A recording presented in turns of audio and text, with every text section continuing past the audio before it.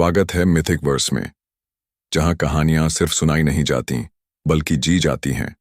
पौराणिक कथाओं से लेकर रहस्यमयी लोक कथाओं तक हम आपको सुनाते हैं वो आवाजें जो आपकी कल्पना को नई उड़ान देती हैं। डिस्क्लेमर: यहां प्रस्तुत सभी ऑडियो बुक्स और कहानियां केवल मनोरंजन और शिक्षा के लिए हैं। मूल रचनाओं के अधिकार उनके लेखकों और प्रकाशकों के पास सुरक्षित हैं। हमारा उद्देश्य है कहानियों का जादू आप तक पहुंचाना। तो क्या कहते हो? अर्जुन ने प्रस्ताव पर विचार किया। सच कहूं तो एक ही जगह पर ढेर सारे जीनोम होने से रहस्यमय हत्यारे को फिर से उसे परेशान करने से रोका जा सकता था, और प्रिया को छोड़कर बाकी सभी अपनी आपराधिक पृष्ठभूमि के बावजूद अच्छे लोग लग रहे थे। यह मजेदार हो सकता है। हालांकि अर्जुन समुदायों में शामिल होने से कतराता था, क्योंकि वह अक्सर मर जाता था और उसके बाद लोग उसे हमेशा भूल जाते थे। लोगों को जानना और फिर उनके द्वारा अजनबी समझे जाने पर उन्हें जानना बेहद दर्दनाक था। बस क्रिश के साथ उसकी दोस्ती उसकी समय संचालन शक्ति से पहले की थी। मम्मा। कुरियर हमेशा भाग सकता था जब उसे बहुत ज्यादा लगाव महसूस होता था। अर्जुन ने जवाब दिया, मैं 4 पनीर कहता हूं। अन्य लोगों ने इसे हां के रूप में लिया। ठीक है, बुनियादी नियम सोनाली को इस छत के नीचे आने की इजाजत नहीं, बिल्लियों या पेस्ट कंट्रोल की इजाजत नहीं, 10 बजे के बाद कोकीन नहीं। अरुण ने साफ तौर पर एक तरह की पिता जैसी ऊर्जा बिखेरते हुए कहा। सब अपना मल साफ करते हैं, मरम्मत का काम गैराज में होता है।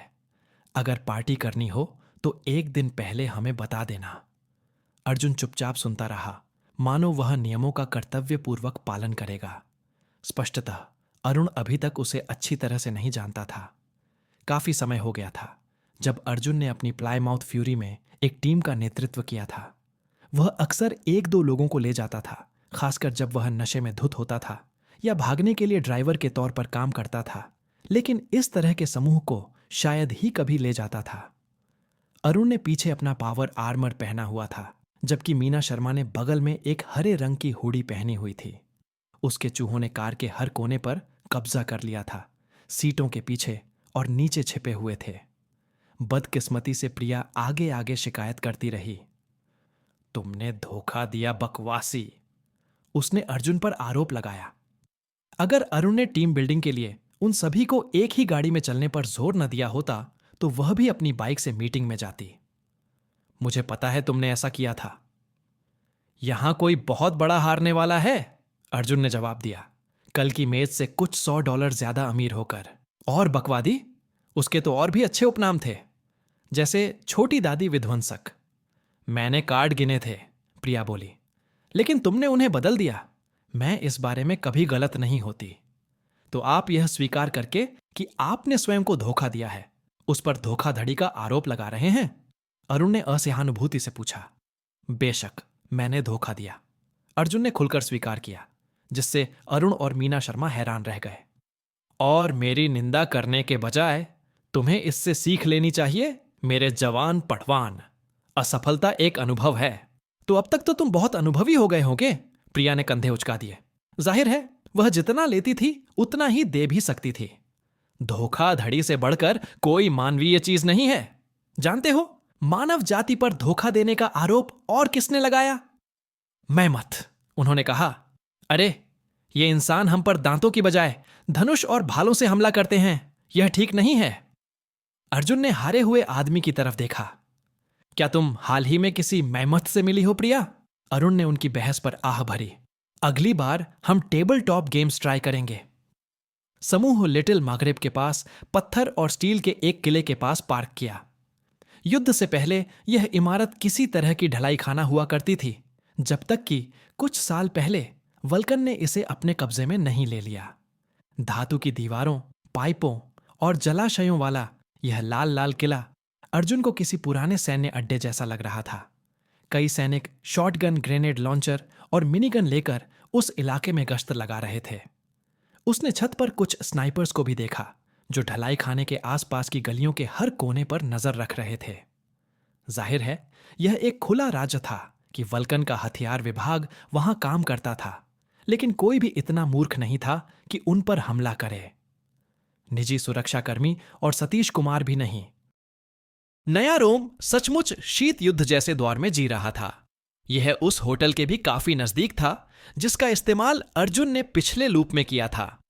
कोई आश्चर्य नहीं कि वल्कन ने वाइवर्न पर हमला किया जब वह उनके मुख्यालय के इतने करीब पहुंच गई थी। और हां, मैं तुमसे निराश हूं देवियों, अर्जुन ने प्रिया और की जंग से कहा। सिर्फ जहां बातों और मेरे पास ही पोशाकें हैं, तुम तो मुखौटे भी नहीं पहनती, मीना शर्मा ने उलझन में पूछा। जब प्राइवेट सिक्योरिटी वालों के पास हमारी फाइलें हैं तो हम मास्क क्यों पहनेंगे? उन्होंने अपने चूहों को कार पर नजर रखने के लिए कार में ही छोड़ दिया। उन्हें तो यह भी पता है कि हम कहां रहते हैं। और इतने उन्नत कवच तो मिलते नहीं, प्रिया ने जवाब दिया। हालांकि उसे अपनी पोशाक के साथ एक बेल्ट होल्स्टर पहनने की समझदारी थी। और कैसी पोशाक केप! क्या तुम्हें पता है कि इसे पहनकर ठोकर न खाना कितना मुश्किल होता है? बात व्यावहारिकता की नहीं, स्टाइलिश दिखने की है, अर्जुन ने अपने ट्रेंच कोट पर हाथ रखते हुए जवाब दिया। बिना चटख और रंगीन स्टाइल के हम क्या हैं? बस जानवर। संस्कृति ही तो ऊपर उठाती है। आहा खलनायक! अर्जुन रुका और एक अजीब नवागंतुक को देखा। कार के पास एक व्यक्ति साइकिल से उतरा, रैम्बो जैसे कपड़े पहने हुए। बस बंदूक नहीं थी और मांसपेशियां आधी थीं। उसने अपना चेहरा रंगा हुआ था और बाल सफेद रंगे हुए थे, आंखों पर काले धब्बे थे। सच कहा जाए तो यह हास्यास्पद लग रहा था। समूह के बाकी लोग उसे पहचानते हुए प्रतीत हुए, लेकिन हमला करने के बजाय वे सभी शर्मिंदा दिखे। तुम जितना आना चाहिए था उससे कहीं ज्यादा आ गए, लेकिन तुम्हें अपना पक्का विध्वंसक मिल गया, मूर्ख ने कहा। वह बहुत ही खतरनाक दिखने की कोशिश कर रहा था, लेकिन नाकाम रहा। कि प्रकोप का सामना करने के लिए तैयार हो जाओ। हे भगवान, ऐसा दोबारा नहीं होगा। प्रिया ने आह भरी। समूह के बाकी लोग भयानक रूप से चुप हो गए। पांडा? क्या? अर्जुन ने पूछा। समझ नहीं आ रहा था कि इस आदमी के घटिया फैशन सेंस की निंदा करूं या उसकी कोशिशों की सराहना करूं। कम से कम इस शहर में किसी को तो पहनावे का महत्व समझ में आया। क्या तुम्हारी सत्ता हर 10 साल में बस जुदाई के लिए ही है? पांडा बहुत नखरेबाज होते हैं, उस बेतुके आदमी ने जवाब दिया, लेकिन उसके लहजे में कुछ ऐसा था जिससे अर्जुन को शक हुआ। वह चीनी तो बिल्कुल भी नहीं लग रहा था। वह एक सतर्क है। प्रिया ने किसी तरह इस शब्द को बेतुका बना दिया और आंखें घुमाते हुए कहा। जाहिर है उसने उसे गंभीरता से नहीं लिया। वह एक में बदल सकता है। और अर्जुन ने कुछ और अपेक्षा करते हुए पूछा। और बस? लेकिन बहुत बड़ा, मीना शर्मा ने ठहाका लगाते हुए कहा, मानो झटके को कम करना चाह रही हो। यार, कुछ जीनोम तो बदकिस्मत थे। क्या खलनायकों, तुम सब उस डर से डर गए हो? नायक ने अपनी कमर पर हाथ रख लिए और अजीब सी खामोशी को डर समझ लिया।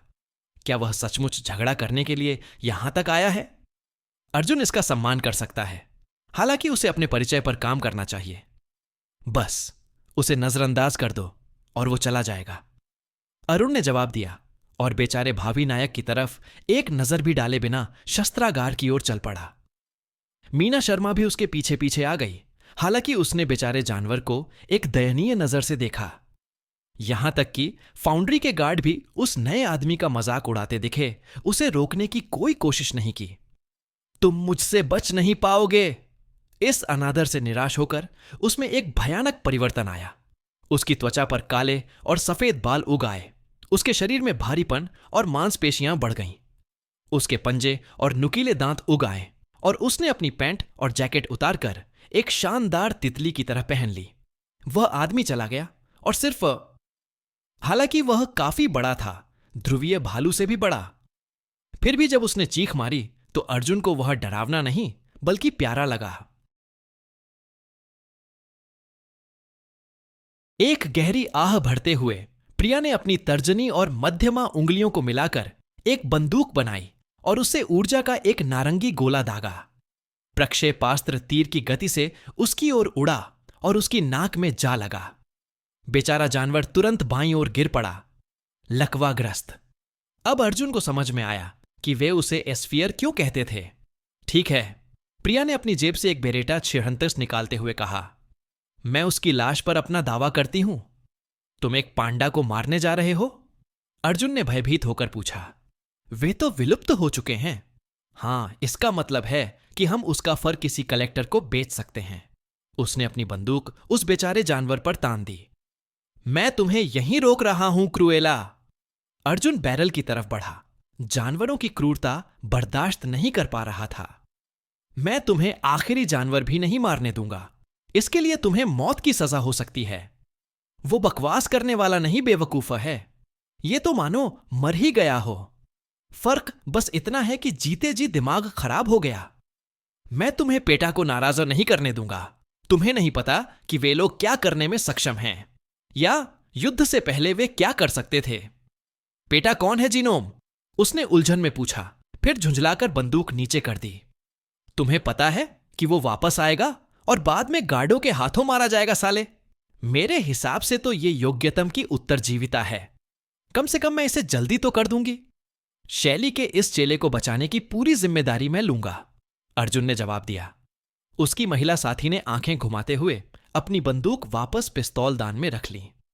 मुझे लगता है कि उसके लिए अभी भी उम्मीद बाकी है, मेरे लुटेरे दोस्त। उसने भौहें चढ़ाईं। तुम्हें यह कैसे पता कि वो एक भूतपूर्व डाकू थी? तुम्हारी बांह पर सांप का टैटू, जिसे तुम दूसरे टैटू के नीचे छिपाने की कोशिश कर रही थी, अर्जुन ने जवाब दिया, पोकर नाइट के दौरान इस बात पर गौर करते हुए। मैं पहले भी ऐसे लोगों से मिल चुका हूं, बहुत ही निर्दयी लोग। मुझे आशा है कि आपने उन्हें मार दिया होगा, उसने जवाब दिया। गार्डों ने उन्हें फाउंड्री की परिधि के अंदर जाने दिया। मैं उस समय के असभ्य लोगों के एक गिरोह का हिस्सा थी। हां, उसने ऐसा किया। अर्जुन और प्रिया मेटल गेट की ओर बढ़े तो देखा कि अरुण और मीना शर्मा किसी और जोड़ी से बात कर रहे थे, या यूं कहें कि एक महिला बात कर रही थी और बाकी सब बीच बीच में सिर हिलाकर सुन रहे थे। वह स्पष्ट रूप से एक जीनोम थी। उसकी त्वचा अप्राकृतिक रूप से बेहद पीली थी और उसके लंबे बाल चटक नीले थे। यह परिपक्व महिला एक अजीब तरह की शान से पेश आती थी, मानो पुरुषों के बीच एक अलौकिक परी हो। अर्जुन की टीम के विपरीत वह बहुत स्टाइलिश थी। उसने अपनी पोशाक के रूप में एक काले ग्रीक चिटोन की पोशाक पहनी हुई थी। साथ ही सैंडल शार्क के दांतों का हार और खोपड़ी के आकार के झुमके भी पहने हुए थे। अर्जुन कारण नहीं बता पाया, लेकिन उसे उसके बारे में बुरा लग रहा था। ज्यादातर इसलिए क्योंकि जब मीना शर्मा बोलती थी तो अरुण और प्रिया दोनों ही बहुत सख्त लगते थे और उसे देखकर प्रिया भी घबरा जाती थी। कुरियर ने भी अपने अंगरक्षक को उसी महिला के रूप में पहचान लिया जिसने बाकूटों में उसके साथ छेड़खानी की थी जब उसने घटनाक्रम में गड़बड़ी की थी। हालांकि इस बार उसने अपनी पोशाक बदलकर काली वर्दी और असॉल्ट राइफल पहन ली थी। चूंकि इस बार वे दोनों इस बार दोबारा नहीं मिले थे, इसलिए वह उसे पहचान नहीं पाई। नीले बालों वाली महिला और उसका अंगरक्षक अर्जुन और प्रिया के पास से पार्किंग की ओर जाते हुए कुरियर देखकर अचानक रुक गए। तुम, नीले बालों वाली महिला ने कहा। उसकी आवाज गहरी थी, जैसे किसी को उसकी बात मानने की आदत हो। मैं, अर्जुन ने अपनी ओर उंगली उठाई। तुम्हारी उम्र क्या है? उसने पूछा। उसकी तीखी स्लेटी आंखें उसे गौर से देख रही थीं। किसी तरह ऐसा लगा जैसे पानी से बाहर झांक रहे किसी भूखे मगरमच्छ से आंखें मिल गई हों। क्या सवाल है? अर्जुन ने बनावटी प्रणाम किया। मैं अमर हूं, लेकिन किसी को मत बताना। कोई भी अमर नहीं होता, उसने हल्के से हंसते हुए जवाब दिया। मुझे उम्मीद है कि मैं एक दिन तुम्हारी उम्र तक पहुंच जाऊंगी। फिर उसने उस पर ध्यान देना बंद कर दिया और अपने साथी के साथ चली गई। अरे, प्रिया फुसफुसाई, यह अच्छा नहीं है। वह कौन है? अर्जुन ने उत्सुकता से पूछा। प्लूटो वीर की बहन और अंडरबॉस, अरुण ने फिर से समूह बनाते हुए कहा। वह स्पष्ट रूप से चिंतित था। जब वह उसे भेजता है तो सिर गिर जाते हैं। क्या रोमन पौराणिक कथाओं में प्लूटो एक पुरुष नहीं है? अर्जुन ने पूछा। मैं लैंगिक समानता का समर्थन करता हूं, लेकिन क्या प्लूटोनिया ज्यादा उपयुक्त नहीं होता? मुझे लगता है कि परिवार में नामकरण की कोई खास बात थी, प्रिया ने जवाब दिया। जब अंडरबॉस नजरों से ओझल हो गया। भाई बहनों की तिकड़ी का तीसरा सदस्य नेपच्यून वीर का सलाहकार है। कम से कम उन्होंने नामों की भावना का सम्मान करने की कोशिश तो की। अर्जुन ने सांस्कृतिक संदर्भ की सराहना की। आखिर उसकी शक्ति क्या है? अगर वह चाहती है कि तुम मर जाओ, अरुण ने कहा। उसकी आंखें गहरी हो गईं। तुम मर जाओ। जैसे कि वह आपको बिजली से वाष्पीकृत कर देती है। नहीं, तुम बस मर जाओ। अरुण ने अर्जुन को बीच में ही टोक दिया। उसकी आवाज में डर और सावधानी का भाव था। शायद उसे चिंता थी, और वाजिब भी, कि रॉय उसकी शक्ति को परखने की कोशिश करेगा। कोई चेतावनी नहीं, कोई बचाव नहीं, कोई प्रतिकार नहीं। अगर वह तुम्हें मरना चाहती है तो तुम मर जाओ, बस अंत। मीना शर्मा ने कहा, चूंकि हमारे दुश्मन अभी भी जिंदा हैं तो उसकी ताकत की भी सीमाएं होंगी, लेकिन हम उन्हें नहीं जानते। इससे अर्जुन की दिलचस्पी और बढ़ गई। वह एक बार जरूर जांचेगा। हालांकि प्रिया को और जानकारी चाहिए थी। वह यहां क्यों थी? उसने अरुण से पूछा। मीना शर्मा ने जवाब दिया, हमारे 5 मेडमैन हाल ही में रहस्यमय परिस्थितियों में मर गए हैं। मेटा कचरा? अरुण ने सिर हिलाया। नहीं, वे इन हत्याओं का जोर शोर से दावा करते, और ये उनका तरीका नहीं है। जहर इतना शक्तिशाली है कि जीनोम विस्फोटक डूबने और दम घुटने पर असर कर सकता है। बॉस को लगता है कि यह एक नया विजिलेंट है। प्लूटो और किलर 7 का हिट स्क्वाड इसका ध्यान रखेगा, और अगर वे कुछ मांगते हैं तो हमें उस काम में उनकी मदद करनी होगी, उन्होंने कहा। विस्फोटक?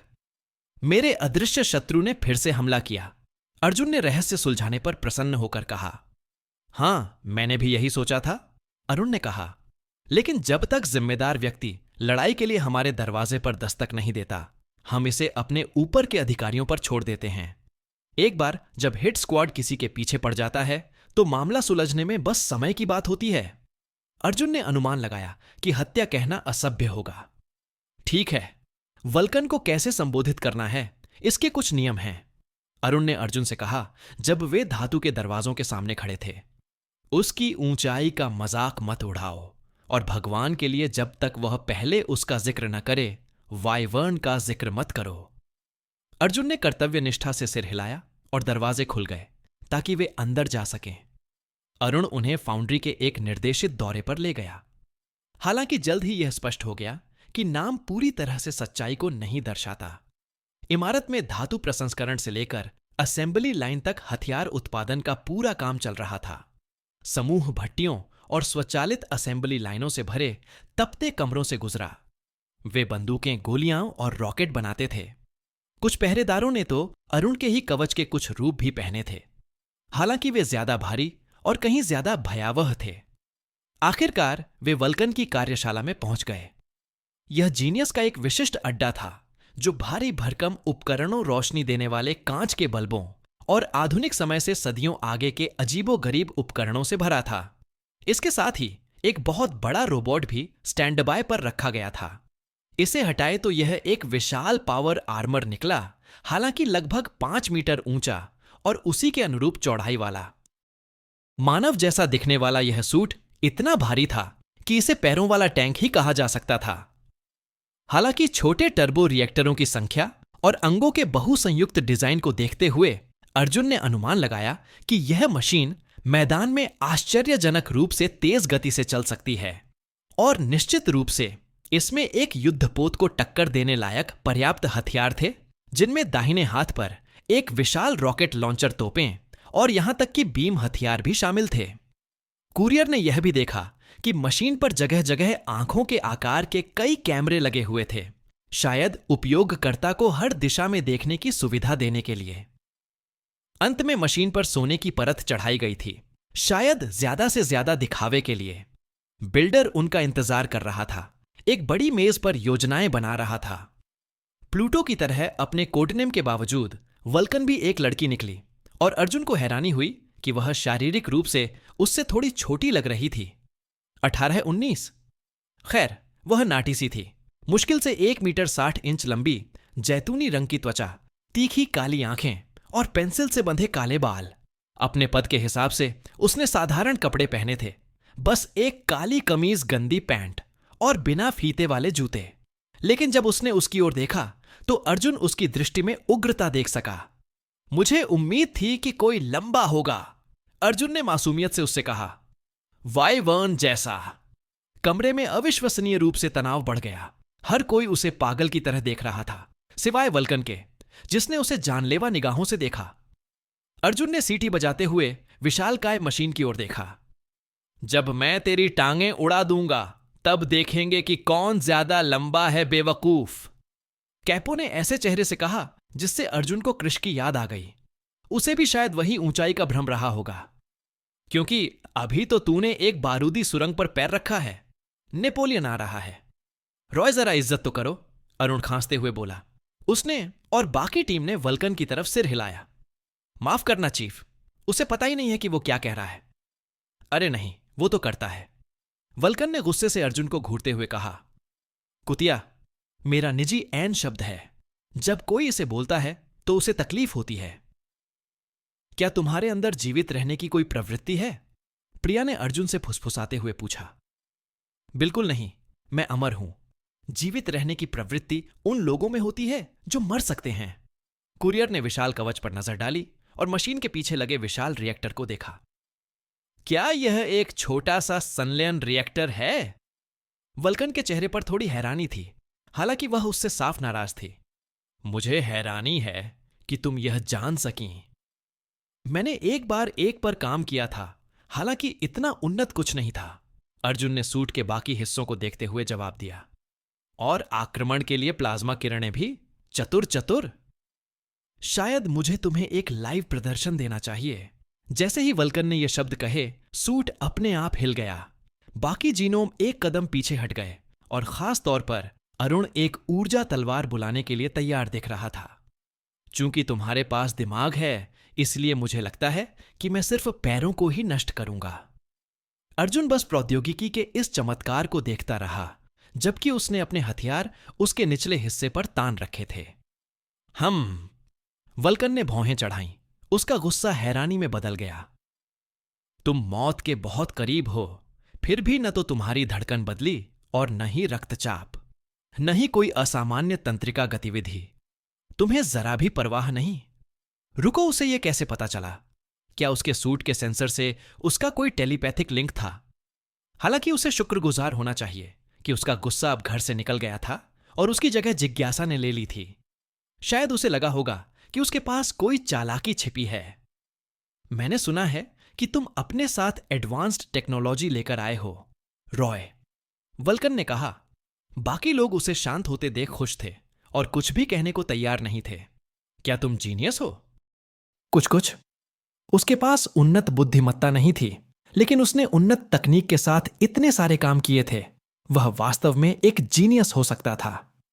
अर्जुन ने अपने ट्रेंच कोट में देखा और वल्कन को ए बम थमा दिया। क्या खूबसूरत और खूबसूरत डिजाइन है? वल्कन ने सीटी बजाई और उसे उसके सभी रूपों में परखते हुए कहा। यह तुमने बनाया है? हर किसी को अपने ऊपर एक बम रखना चाहिए ताकि लोग उसे रोक न सकें। अर्जुन ने एक साथी बम बनाने वाले की मौजूदगी में उत्साह से भरा सीधा जवाब टाल दिया। बम जान बचाते हैं। बिल्कुल, वल्कन ने उसी उत्साह से जवाब दिया। विस्फोटों के प्रति अपने अजीब जुनून को रोक नहीं पा रही थी। तुम्हें पता है शीत युद्ध कभी गर्म क्यों नहीं हुआ? क्योंकि सबके पास अणुबम थे। पूर्ण विनाशकारी शक्ति ही शांति की कुंजी है। हे भगवान, अब तो 2 ही बचे हैं। अर्जुन ने प्रिया को अरुण से फुसफुसाते हुए सुना। अरुण बेचैनी से दांत पीस रहा था। फिर भी अर्जुन सबको थोड़ा आराम करते हुए देख सकता था। नील का क्या? मीना शर्मा ने होंठों पर हल्की सी मुस्कान लिए हुए पूछा। उसके खिलाफ बमों से कोई फायदा नहीं हुआ। एक अप्रत्याशित बदलाव चित्र अल्केमिस्ट की तरह। वल्कन ने अर्जुन की नाक के नीचे अणु बम लहराने से पहले इसे टाल दिया। तुमने यह देखा? ओह हां।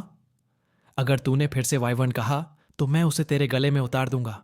चूंकि तेरे पास अनमोल हुनर है, मैं तेरी जान बख्श दूंगा, लेकिन सिर्फ इस बार। अपनी किस्मत को फिर से मत आजमाना, जब तक कि तुझे किलविल जाने का 1 वे टिकट ना चाहिए। अच्छी जगह है, वह वहां कई बार गया था। तो तुम मुझे बम वापस नहीं दे रहे हो? नहीं, यह तुम्हारा सम्मान कर है। उसने बेशर्मी से उसका उपकरण चुराकर अपनी जेब में रखने से पहले कहा। अगर तुम मेरे विभाग में शामिल हो जाओ तो शायद मैं अपना विचार बदल दूं। मेरे पास बहुत सारे कर्मचारी हैं, लेकिन सच्चे इंजीनियर कम ही हैं। तुम्हारे रवैये में थोड़ी कमी है, लेकिन मैं तुम्हें काबू में कर लूंगा।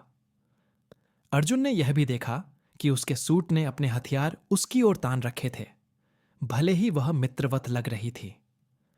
मैंने सोचा था कि वह मरकरी के साथ अच्छा कर सकता है। अरुण ने अपना गला साफ करते हुए अपने डिवीजन का बचाव किया। जानबाटो, मैंने ही सबसे पहले उसकी तलाश की थी, वल्कन ने जवाब दिया। अगर बुद्ध को अच्छे आदमी ढूंढने हैं तो उसे कभी कभार अपने घर से बाहर निकल जाना चाहिए, अर्जुन ने कहा। मुझे इस तवज्जो से बहुत खुशी हुई, लेकिन मैं लंबे समय तक नौकरी के लायक नहीं हूं।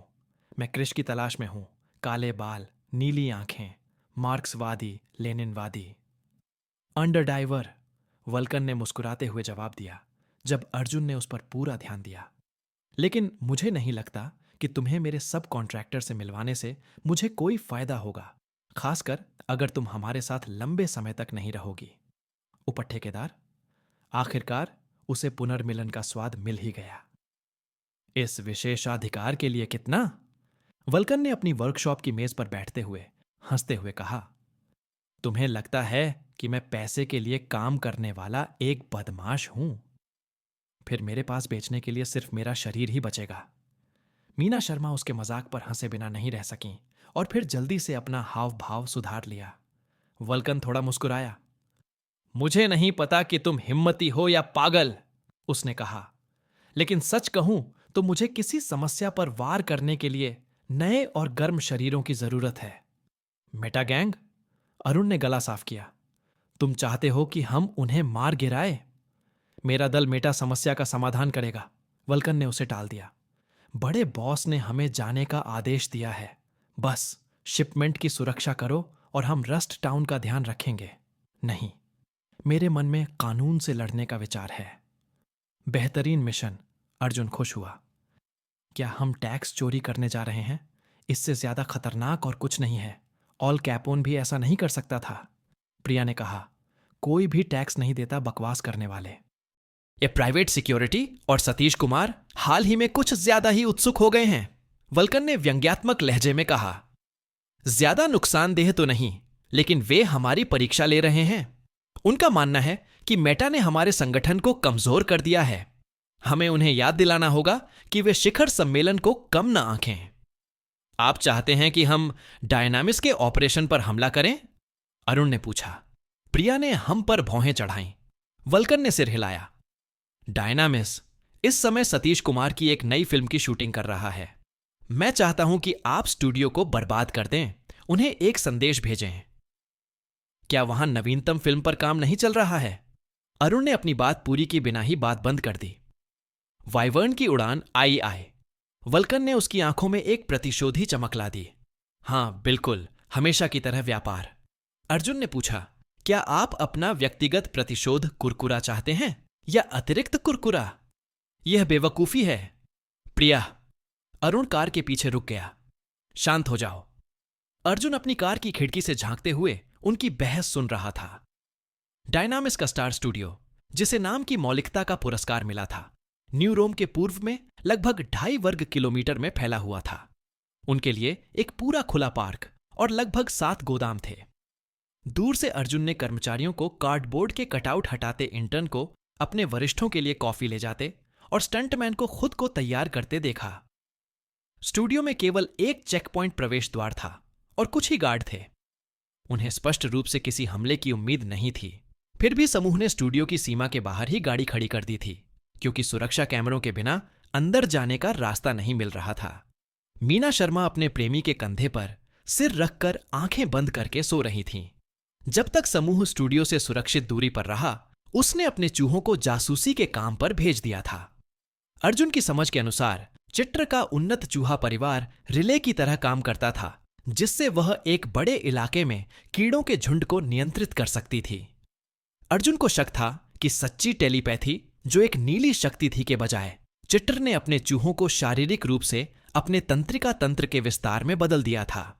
एक तरफ इसका मतलब था कि उसके मुख्य चूहों को नष्ट करने से उसकी शक्ति कुछ समय के लिए समाप्त हो जाएगी, लेकिन दूसरी तरफ उसके परिचित कीड़े उसके सीधे हस्तक्षेप के बिना स्वतंत्र रूप से कार्य कर सकते थे। मेरा मतलब है, हम वाइवर्न उर्फ ड्रैगन शेप शिफ्टर से लड़ने का जोखिम क्यों उठाएंगे, जो बॉस से मुकाबला कर सकता है, ताकि वह। प्रिया ने अर्जुन की ओर उंगली उठाई, जिसने नाराज मुद्रा बनाई थी।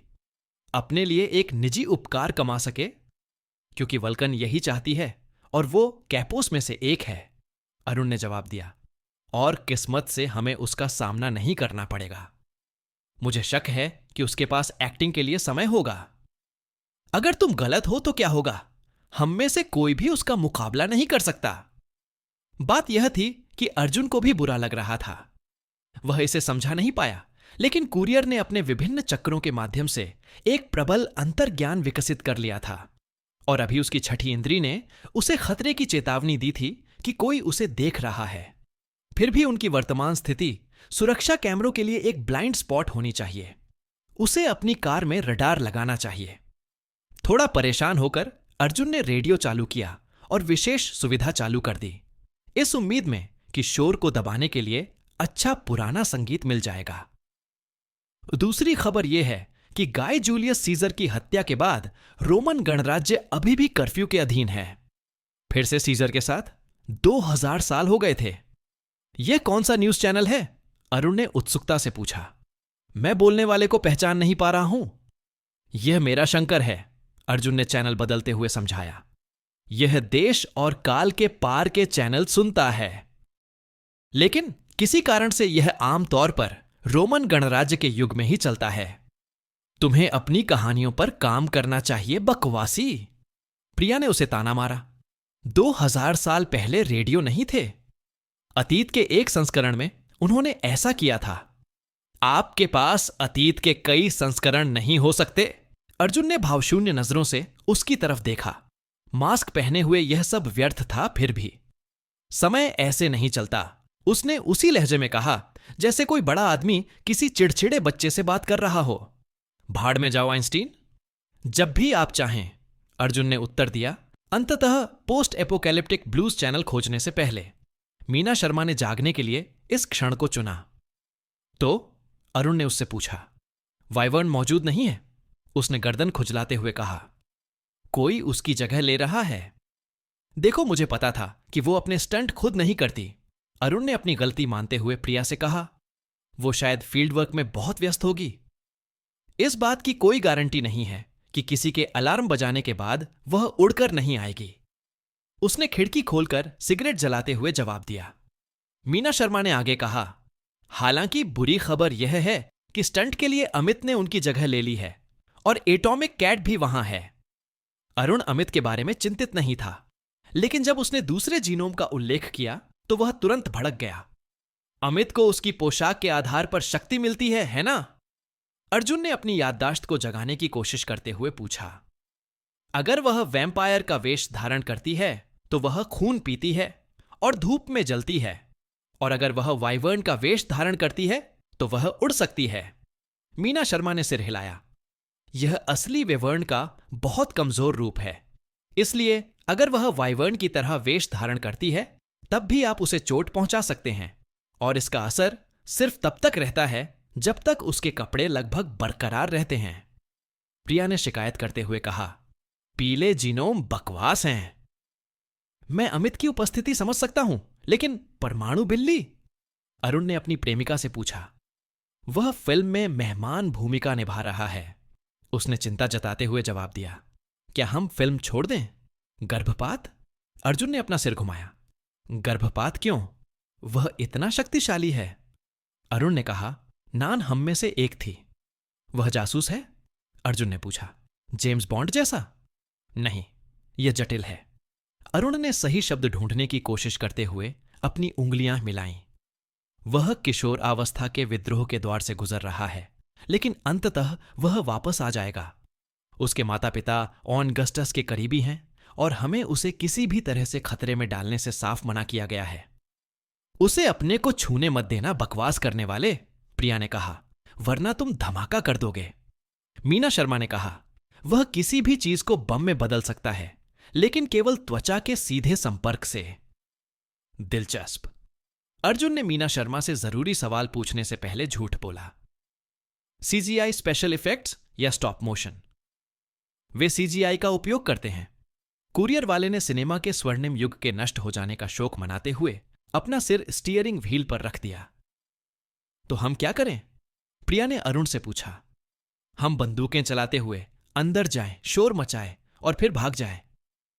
नहीं, अरुण ने अपनी गर्लफ्रेंड की ओर मुड़ते हुए कहा, हम यही करेंगे। तुम दूर से स्टूडियो में चूहों को भेज दो, शोर मचा दो, फिर हम उन्हें तुरंत भगा देंगे। अर्जुन को तुरंत इस योजना में साफ तौर पर दिख रही खामी समझ आ गई। रुको, हम किसी से नहीं लड़ेंगे। नहीं, विश्वासघात, विश्वासघात। कुरियर ने अरुण की ओर उंगली उठाई। तुम मेरे साथ ऐसा नहीं कर सकते। मैं तुम्हें एटॉमिक कैट से भिड़ने नहीं दूंगा रॉय, अरुण ने जवाब दिया। माफ करना, पर मैं उस मोर्चे पर कोई मुसीबत नहीं चाहता।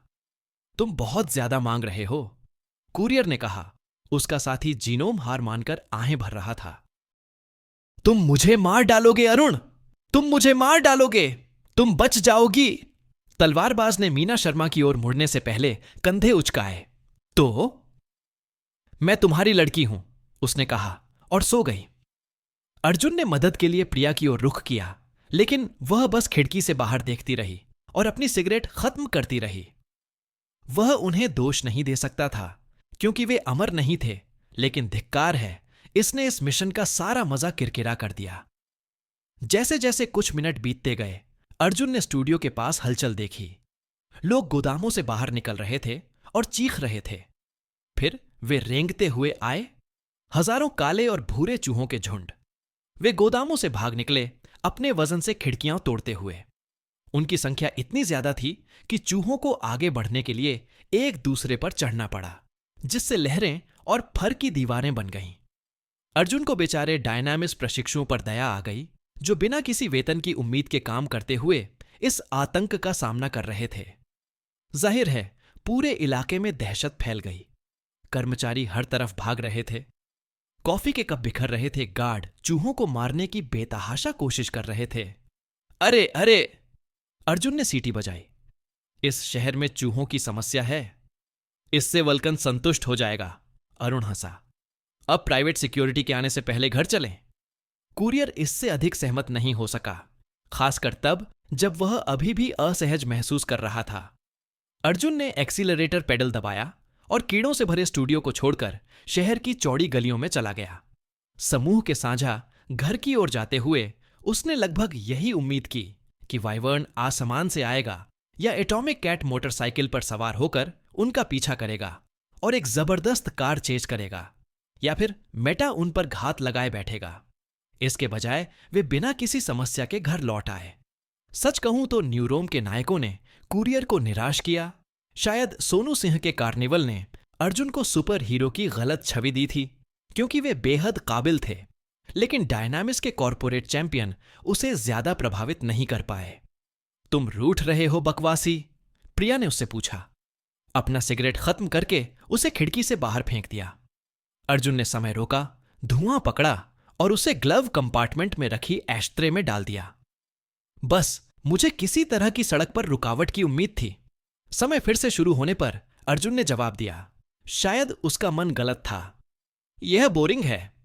अच्छा पक्ष देखो, तुम अंततः अपनी प्रेमिका को फिर से देखोगे। अरुण ने उसे दिलासा देने की कोशिश की। वह कैसी है? मीना शर्मा ने पूछा। मैं उसे तुम्हारे सामने पेश करूंगा, अर्जुन ने कहा, जिससे वह बहुत खुश हुई। उसे मानना पड़ा कि उसे यह ग्रुप पसंद आने लगा था। वह उनसे ज्यादा जुड़ता नहीं था और न ही उन्हें बेहतर तरीके से जानने की कोशिश करता था, क्योंकि वे उसे कभी भी भूल सकते थे। लेकिन पेशेवर अपराधियों के लिए उनके साथ घूमना फिरना काफी अच्छा था। घर के सामने गाड़ी खड़ी करके अर्जुन ने बाकियों को नीचे उतरने दिया, लेकिन अभी तक उनके पीछे नहीं आया। मैं थोड़ी देर रेडियो सुनूंगा, उसने जवाब दिया। क्या तुम वल्कन को फोन कर सकते हो? जरूर, अरुण ने वादा किया। और हां, आज मूवी नाइट भी है, रोबोकॉप या रोबोकॉप 2। अर्जुन ने 2 उंगलियां उठाईं, क्योंकि उसे स्टॉप मोशन वाली फिल्में पसंद थीं, भले ही उसने दोनों फिल्में अनगिनत बार देखी हों। वह अपने क्रोनो रेडियो पर जैज 60s चैनल ढूंढने में व्यस्त था कि मीना शर्मा प्रिया से बातचीत करते हुए घर के दरवाजे पर पहुंची। मीना शर्मा अचानक रुक गईं, क्योंकि वह दरवाजे के हैंडल से बस 1 इंच की दूरी पर थीं। अर्जुन ने अपनी कार की खिड़की नीचे की। क्या हुआ? मैं घर पर छोड़े गए चूहों को महसूस नहीं कर पा रहा हूं। कृंतक स्वामी ने परेशान होकर उत्तर दिया। वे भाग गए? अरुण ने पूछा। उसकी गर्लफ्रेंड ने सिर हिलाया। मैंने उनसे साफ साफ कह दिया था कि यहीं रुकें और इस जगह पर नजर रखें। अब अर्जुन अकेला नहीं था, जिसे बुरा लग रहा था। प्रिया ने अपनी बंदूक निकाली, चेहरे पर एक शिकन के साथ पहले आगे बढ़ी। मीना शर्मा एक कदम पीछे हट गई, जबकि उसकी महिला मित्र ने एक हाथ दरवाजे के हैंडल पर रखा, दूसरा उसके माध्यम से गोली चलाने के लिए तैयार था। क्लिक करें। जब अर्जुन ने वह बहुत ही परिचित ध्वनि सुनी तो उसने तुरंत समय रोक दिया, लेकिन तब तक बहुत देर हो चुकी थी। जब दुनिया बैंगनी हो गई, उसकी शक्ति ने सब कुछ जमा दिया। तब तक घर आग और मलबे के एक विशाल विस्फोट में तब्दील हो चुका था। आग ने प्रिया और मीना शर्मा दोनों को पूरी तरह निगल लिया और उन्हें तुरंत भस्म कर दिया। विस्फोट के कारण उसकी कार की सभी मजबूत खिड़कियां किसी तरह तीखे टुकड़ों में फट गईं और उसका अलार्म बज उठा। कांच के टुकड़ों के अपने शरीर पर लगने की परवाह न करते हुए अर्जुन अपनी कार से बाहर निकला और अरुण की ओर दौड़ा तथा उसे बचाने का असफल प्रयास किया। जब समय पुनः शुरू हुआ तो उसे अपनी परेशानी के लिए धूल, राख और पत्थरों का सामना करना पड़ा। पूरा घर वाष्पीकृत हो चुका था। अरुण अपने कवच के कारण शारीरिक रूप से आहत होने की अपेक्षा अधिक सदमे में था, हालांकि भावनात्मक रूप से जंग। तलवारबाज अपनी प्रेमिका की तरफ दौड़ा, लेकिन जीनोम की मजबूती के बावजूद विस्फोट ने उस युवती को तुरंत मार डाला था। उसका मांस बुरी तरह झुलस गया था, उसकी आंखें जल गई थीं और हड्डियां दिखाई दे रही थीं। धिक्कार है, अर्जुन ने लाशों को देखते हुए कहा और फिर जिम्मेदारों को ढूंढने के लिए इधर उधर देखने लगा। कोई नजर नहीं आ रहा था, हालांकि धुएं के कारण वह चीजों को साफ साफ नहीं पहचान पा रहा था। मुझे घर पर ऐसी उम्मीद नहीं थी। मीना शर्मा। अरुण अपनी प्रेमिका को गोद में लिए बुदबुदाया। उसकी भयभीत निगाहें फिर प्रिया के शरीर पर घूम गईं। फिर वह अर्जुन की ओर मुड़ा। उसे घबराहट ने घेर लिया। हमें अस्पताल जाना है। यह बेकार है, अर्जुन ने जवाब दिया, क्योंकि उसने चिकित्सा शास्त्र का इतना अध्ययन किया था कि उसे पता था कि उनके पास बदलाव लाने के लिए या तो उपकरण की कमी है या समय की। वे मर चुके हैं, आप कुछ नहीं कर सकते। उससे मिलने के बाद पहली बार अरुण ने अर्जुन को एक नए भाव से देखा, शुद्ध शुद्ध क्रोध। बस इतना ही कहना है? उसने जहरीले स्वर में पूछा। वे मर गए? बात यह थी कि अर्जुन ने इतने सारे लोगों को मरते देखा था कि वह उसके प्रति उदासीन हो गया था। उसे बौद्धिक स्तर पर चिंता तो थी, लेकिन चूंकि वह अभी भी समय को पीछे ले जाकर इस हमले को टाल सकता था, इसलिए इस विनाश का कोई भावनात्मक भार नहीं था। संदेशवाहक दोनों लड़कियों को पसंद करता था और अगली बार उन्हें जीवित रखना चाहता था, लेकिन उसे अभी दुखी होने का कोई मतलब नहीं दिख रहा था। वह भविष्य में अपनी जीत सुनिश्चित करने के लिए जितनी हो सके उतनी जानकारी इकट्ठा करना चाहता था। अर्जुन को यह कहना अच्छा लगता कि वह तर्क का प्राणी बन गया है, लेकिन उदासीनता एक बेहतर शब्द होता। फिर भी अरुण के क्रोधित और व्याकुल भाव ने कुरियर को इतना दुखी कर दिया कि उसने कोशिश की। आखिरकार तलवारबाज ने अपनी गहरी उदासी से उसे बचाने की कोशिश की थी। कोई बात नहीं, मैं उन्हें वापस ला सकता हूं, अर्जुन ने वादा किया। मैं कर सकता हूं। कुरियर ने अपनी दृष्टि के किनारे पर हलचल देखी और पीछे मुड़ गया। उसकी कार से कांच के टुकड़े चाकू की तरह उसकी ओर फेंके गए। इससे भी बुरी बात यह हुई कि अरुण के कवच में अचानक शॉर्ट सर्किट हो गया। बिजली की एक तेज कौंध ने उसे झुलसा दिया। तलवारबाज जीनोम दर्द से चीख पड़ा, क्योंकि बिजली की तेज धारा ने उसके शरीर को झुलसा दिया और उसे मीना शर्मा की लाश छोड़ने पर मजबूर कर दिया। अरे हत्यारा अभी भी पास में ही था। अर्जुन ने चाकुओं से बचने के लिए समय रोक दिया। उसने हमले का स्रोत ढूंढने के लिए इधर उधर देखा, लेकिन कोई नजर नहीं आया। क्या हमलावर फिर से अदृश्य हो गया था? उनके पास इसकी पुष्टि करने का कभी समय नहीं था। यह कोई व्यंग्य नहीं है। जैसे ही समय फिर से शुरू हुआ, कुरियर को अपनी गर्दन में तेज दर्द महसूस हुआ। उसकी दृष्टि उलट गई।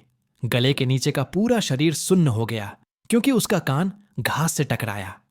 कांच के टुकड़े उसके ऊपर बवंडर की तरह घूम रहे थे और अरुण को जिंदा ही चीर रहे थे, इससे पहले कि वह अपने कवच की अशक्तता से उबर पाता। क्या उसके पास अर्जुन का सिर विहीन शरीर था? सिर कटे कुरियर ने केवल अपनी आंखें ही चौड़ी कीं, इससे पहले कि कांच के सभी टुकड़े तलवारों की बारिश की तरह उसकी खोपड़ी पर गिर पड़े।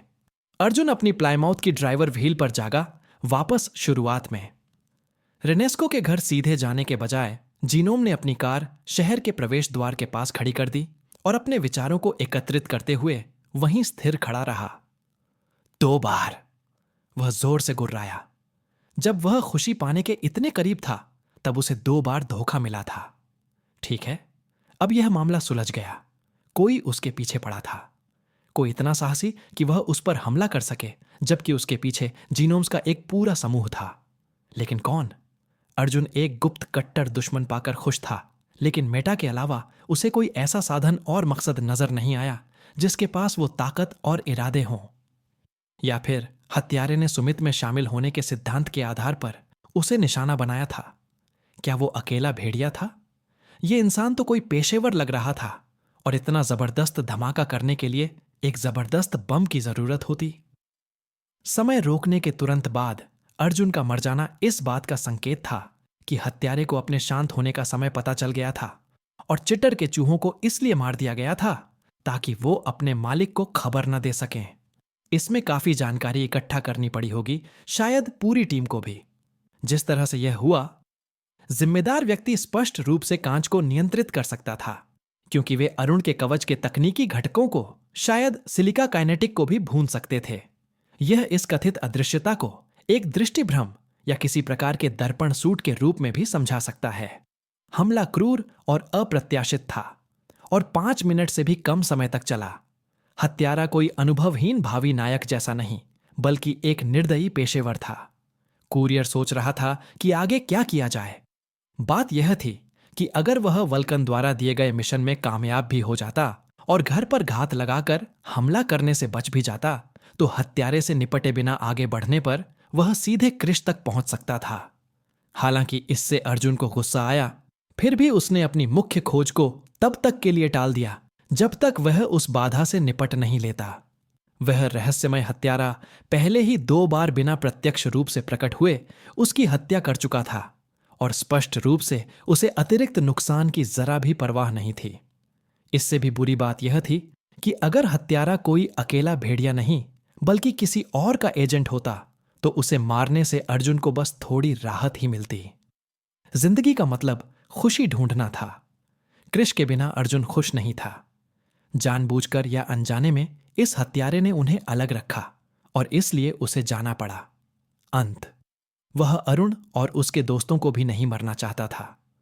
कुरियर को दूसरों के दुख में कोई खुशी नहीं होती थी, चाहे घोल जैसे बदमाश ही क्यों ना हो। उसके परफेक्ट रन में वह सभी खुश रहेंगे जिन्हें वह पसंद करता था, और अरुण का समूह अब उस वीआईपी श्रेणी का हिस्सा था। वह उन्हें मरने नहीं देगा। अर्जुन ने ठंडे तर्क से इस मामले पर विचार किया, यह देखने के लिए कि वह इस नए चक्र में समस्या का समाधान कैसे कर सकता है।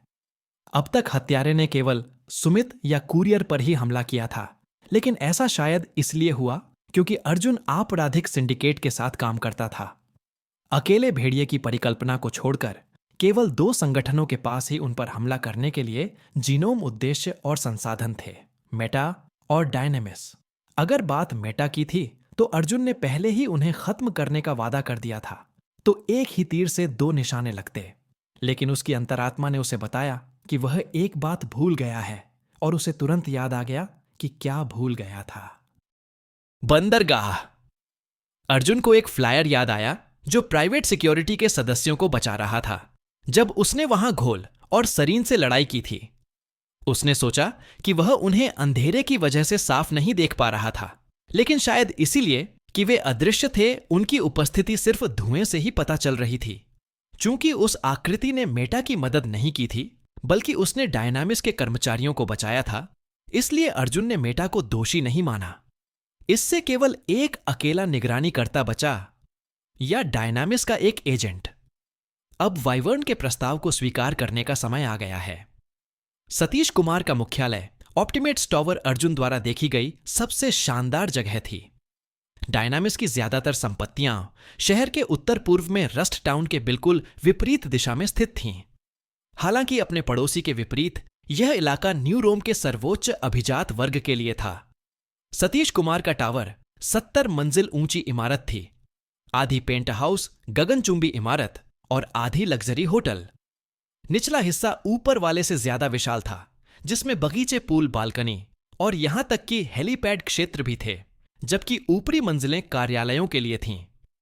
यह इमारत स्पष्ट रूप से आर्ट डेको आंदोलन से प्रेरित थी, जिसमें विलासिता, चमकदार भव्यता और आधुनिक ज्यामितीय डिजाइन का मिश्रण था।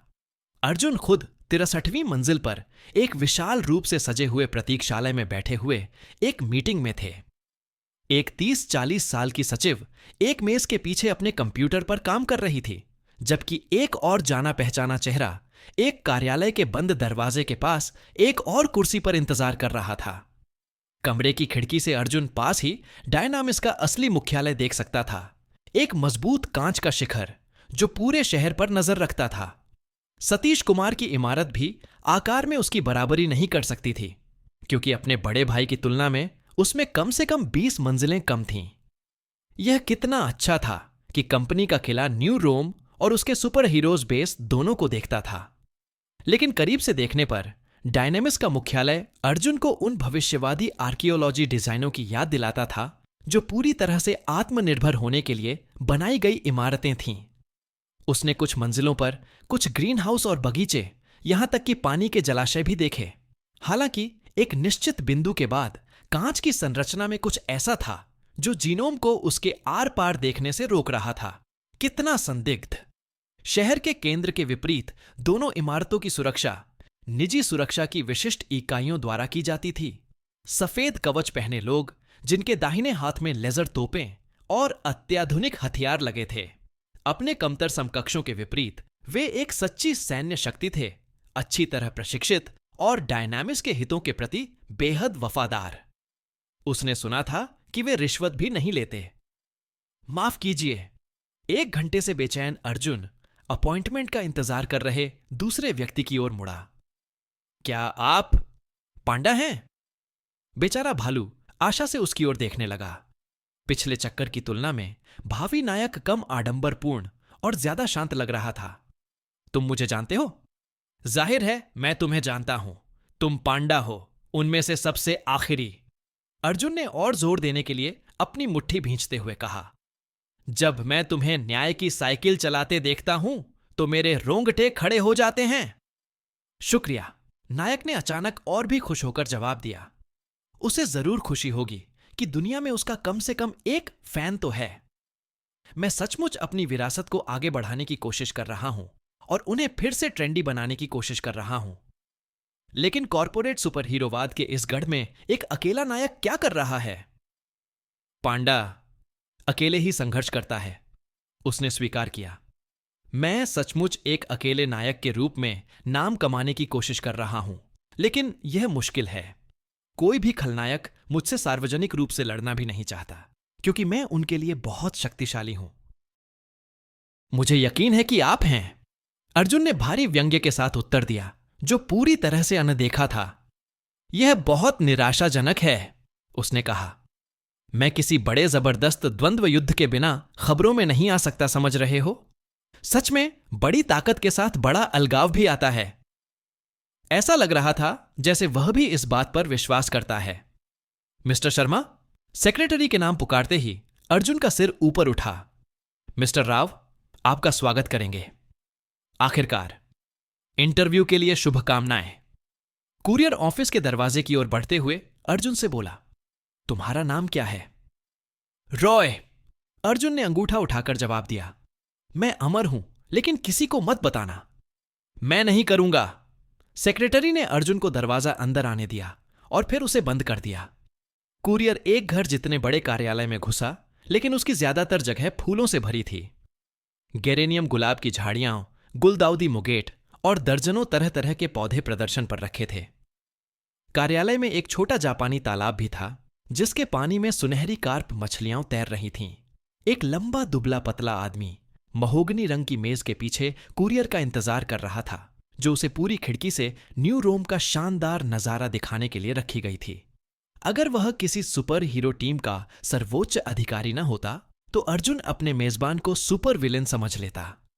उस आदमी ने एक महंगा टक्सीडो सूट पहना हुआ था, जिसके बाईं ओर एक काला गुलाब बना था, सफेद दस्ताने पहने हुए था और अपना चेहरा किसी स्टाइलिश सफेद हेलमेट के पीछे छिपाए हुए था, जो अर्जुन को युद्ध पूर्व डेफ्ट पंक इलेक्ट्रॉनिक बैंड की याद दिला रहा था।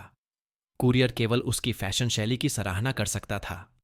मैं कुलदीप राव हूं, डायनामिस में मुख्य ब्रांड अधिकारी और सतीश कुमार प्रोग्राम का हेड मैनेजर।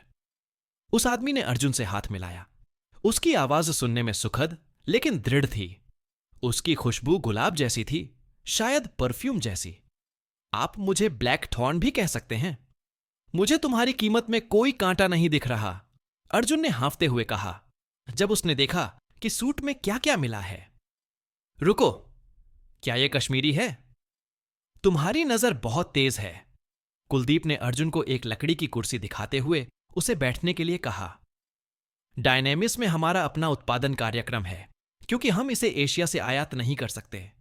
उत्पादन लागत बहुत ज्यादा है, लेकिन सुंदरता की कोई कीमत नहीं लगाई जा सकती।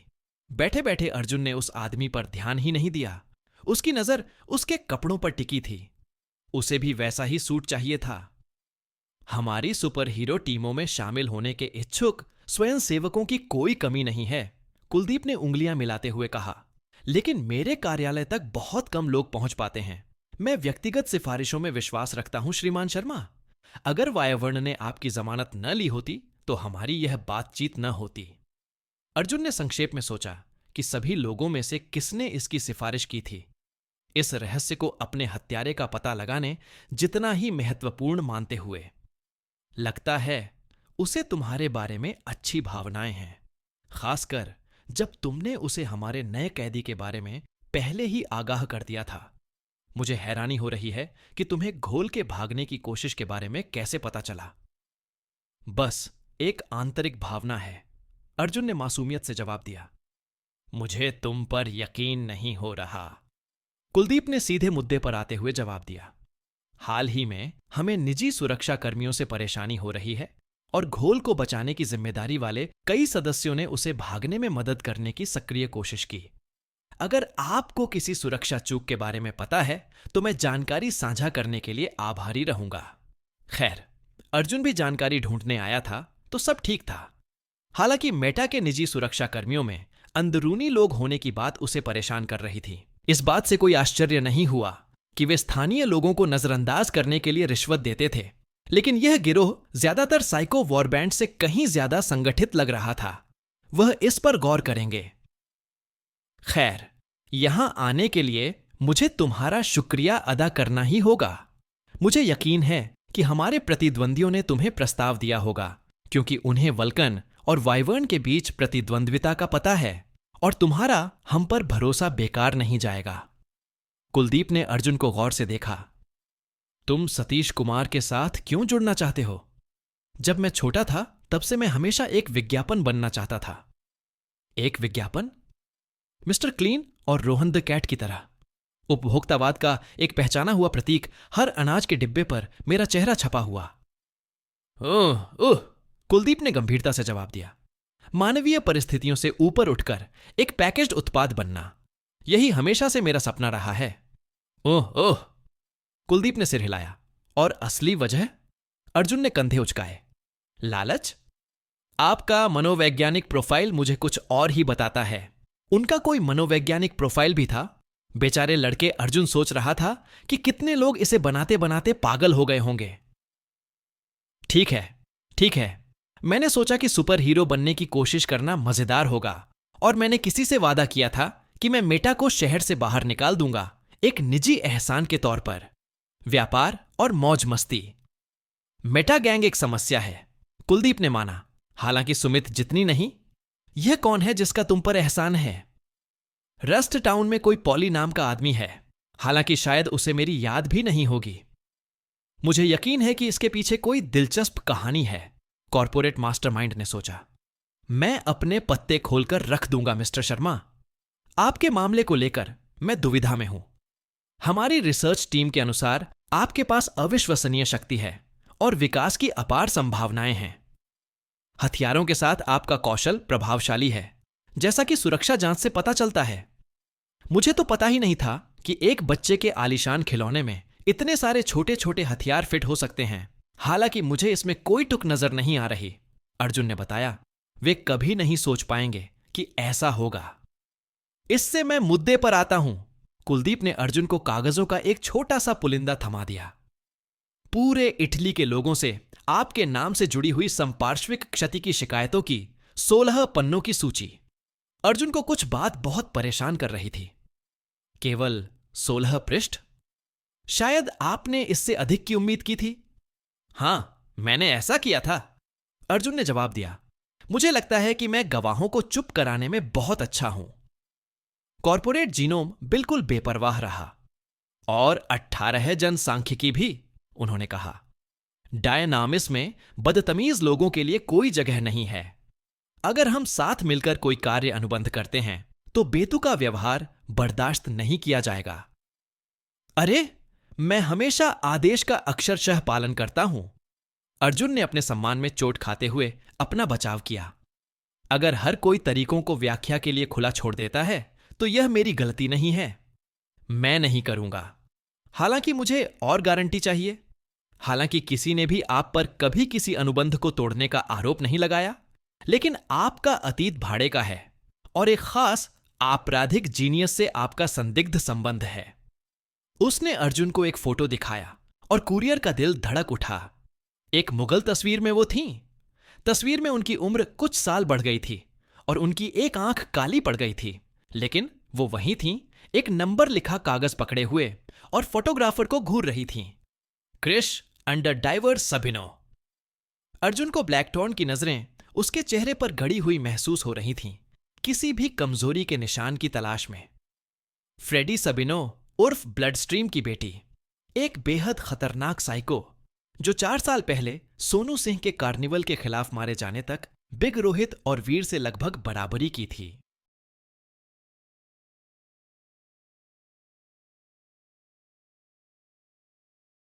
कई गवाहों ने बताया कि वह अपनी बेटी और एक अज्ञात किशोर लड़के के साथ यात्रा कर रहा था, जिसका शव कभी बरामद नहीं हुआ।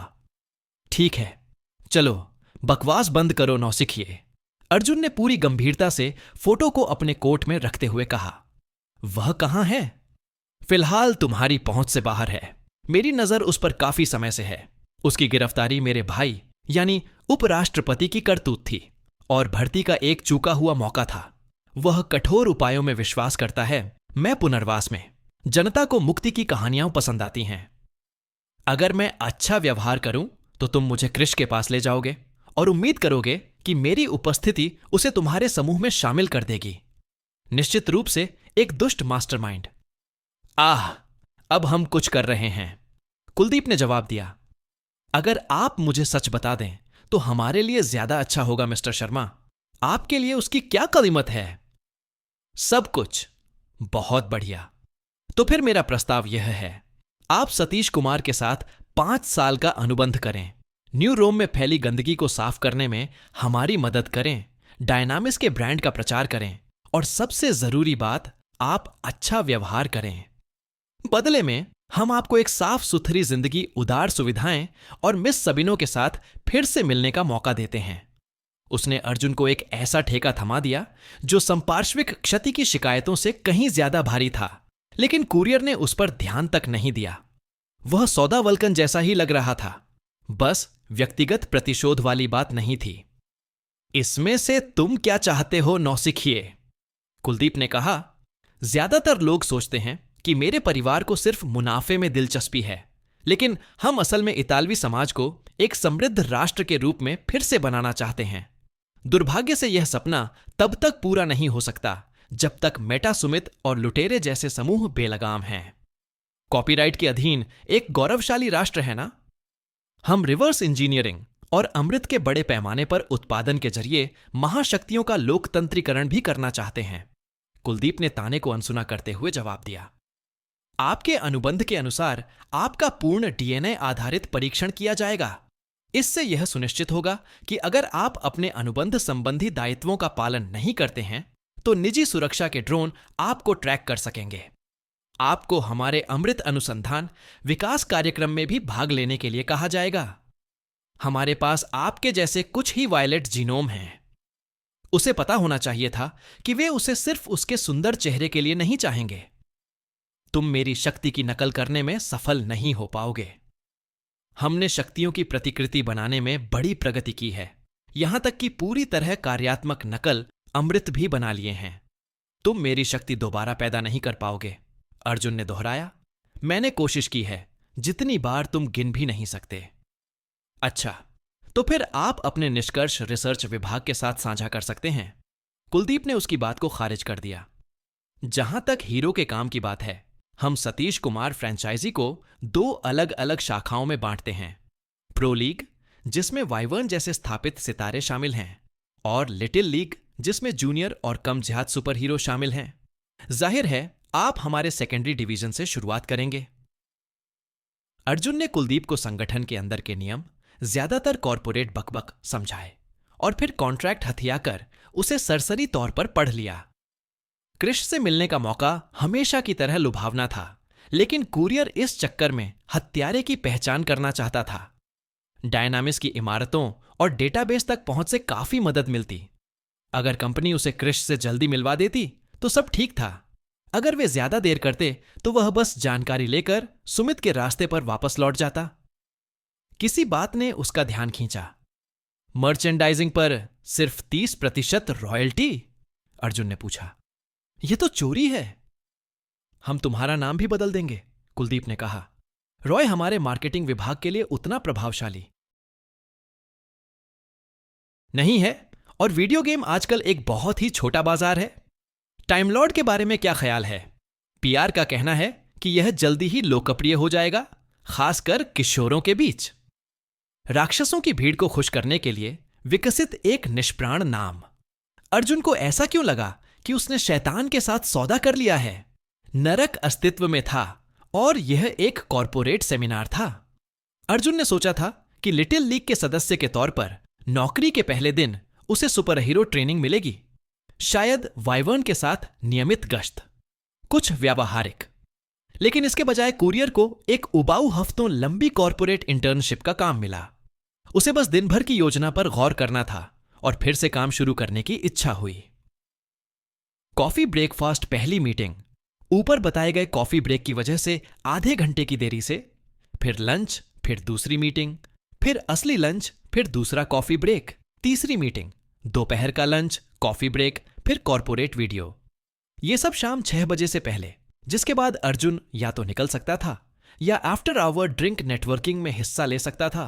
अब तक इन बैठकों में ब्रांड प्रबंधन के बारे में, सेमिनार मार्केटिंग के लोग, अपनी नई और बेहतर ब्रांडिंग पर विचार मंथन, वकीलों के साक्षात्कार जिनमें उन्होंने सहायक अधिकारों पर चर्चा की, और अब डायनामिक्स की कंपनी संस्कृति के बारे में एक शिक्षा वीडियो शामिल था।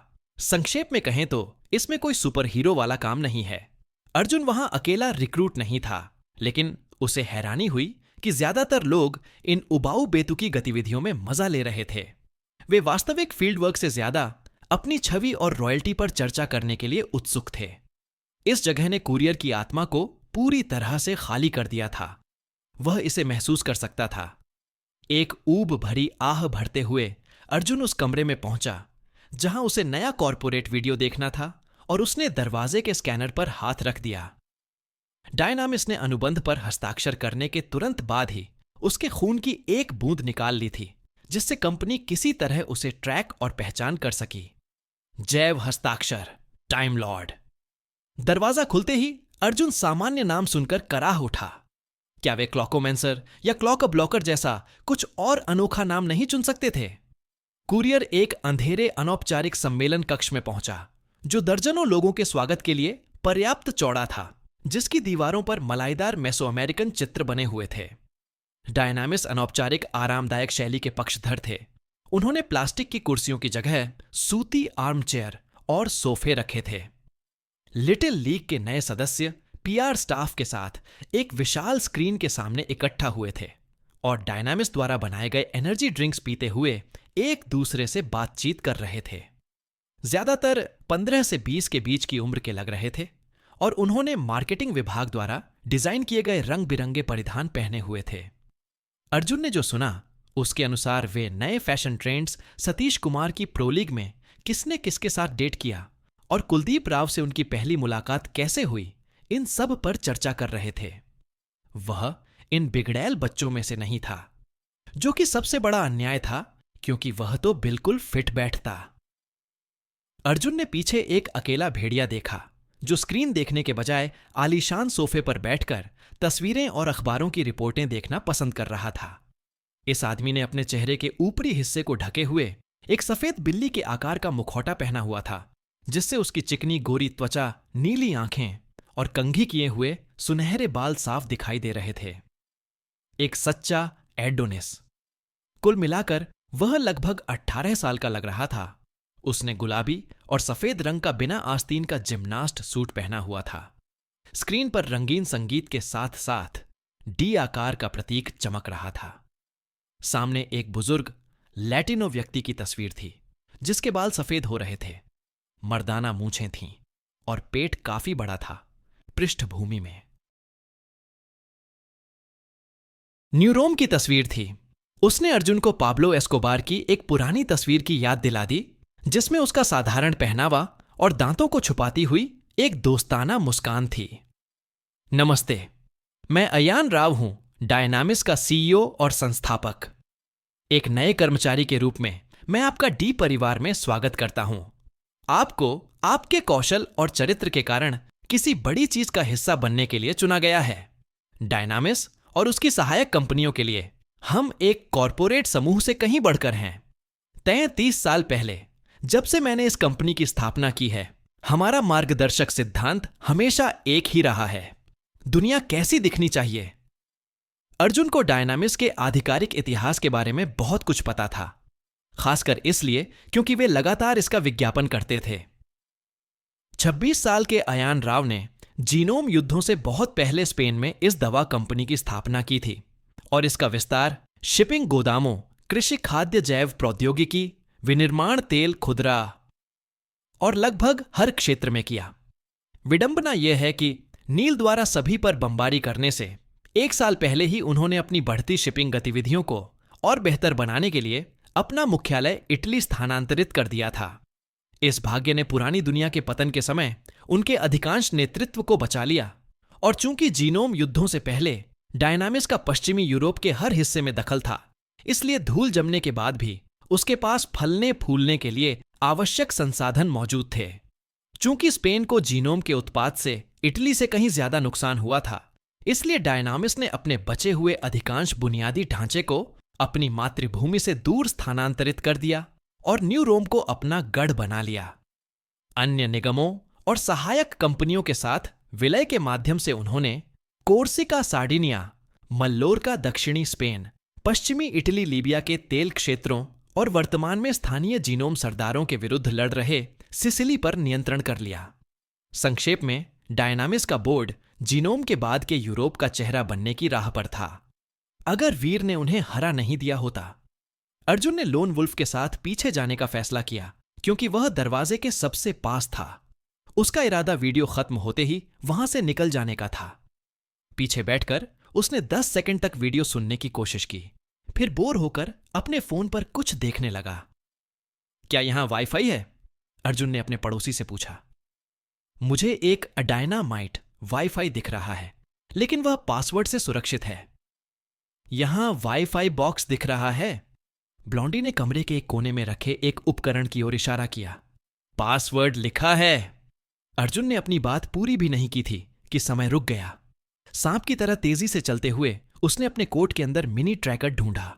जल्दी से वायरलेस बॉक्स का पिछला हिस्सा खोला, ट्रैकर अंदर डाला और फिर डिवाइस बंद कर दिया। पीछे की तरफ। आदमी ने बात पूरी की। अर्जुन अपनी जगह पर वापस आ गया था और किसी ने ध्यान नहीं दिया। हालांकि यह बहुत लंबा है और केस सेंसिटिव भी। इसे सही करने में मुझे 5 कोशिशें लगीं। कुरियर वाले ने आलस्य का नाटक किया। उसकी नजर अभी भी फोन पर थी। ट्रैकर पहले ही चालू हो चुका था और उसे जानकारी भेज रहा था। अर्जुन ने दिन भर फर्श पर ऐसे ही उपकरण लगाए थे, जिससे उसे डायनेमिस के सिस्टम में घुसने का रास्ता मिल गया। कुरियर को कमजोरियों का तुरंत पता लगाने की जरूरत थी, जिसका फायदा वह भविष्य में अंदर घुसने के लिए उठा सकता था और उसे इस बात की कोई परवाह नहीं थी कि बाद में उसकी पहचान हो भी जाए या नहीं। अर्जुन ने तो बस आत्महत्या करने और इस इंटर्नशिप के द्वार से पूरी तरह बचने का कोई रास्ता ढूंढने का सोचा। वह मौज मस्ती करने वाला इंसान था और यहां के कर्मचारी उसकी जिंदगी की हर बूंद छीनने पर तुले हुए थे। अपना फोन वापस जेब में रखते हुए और जीवन भर के लिए काफी डायनामिक कंटेंट देख लेने के बाद अर्जुन ने वीडियो पर ध्यान नहीं दिया। इसके बजाय उसकी उत्सुक निगाहें अपने पड़ोसी पर टिक गईं, जो उसकी उदासीनता को साझा करता हुआ प्रतीत हुआ। जैसा कि पता चला, ब्लॉन्डी मेटा गैंग की तस्वीरें देखने में व्यस्त थीं।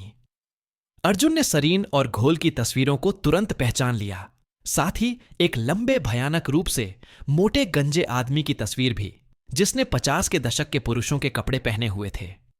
उसका दागदार चेहरा और उभरे हुए दांत अर्जुन को एक दरियाई घोड़े की याद दिला रहे थे। ब्लॉन्डी ने अर्जुन की जिज्ञासा देखी और विवरण देने की इच्छा महसूस की। रोहित, मेटा का बड़ा बुरा बॉस। मैं पेट देखकर बता सकता हूं, अर्जुन ने जवाब दिया और तस्वीरें अच्छी तरह देखने के लिए आगे बढ़ा। वह शहर में कहीं है, लेकिन कोई भी उसकी सही लोकेशन नहीं जानता, ब्लॉन्डी ने निराशा से भरी आवाज में बुदबुदाया। उनके सबसे नजदीकी रंगरूटों ने पीछे मुड़कर देखा, फिर वीडियो पर ध्यान केंद्रित किया।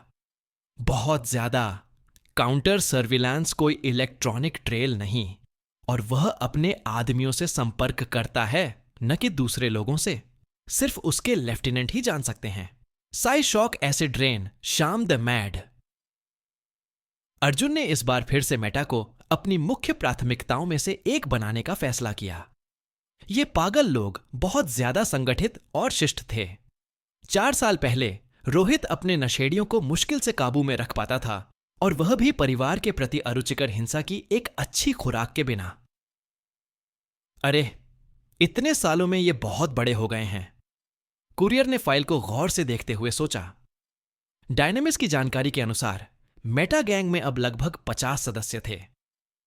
मुझे आज भी याद है जब ये मुश्किल से एक मिनी बस भर पाते थे। यह बात ब्लॉन्डी की दिलचस्पी जगा गई।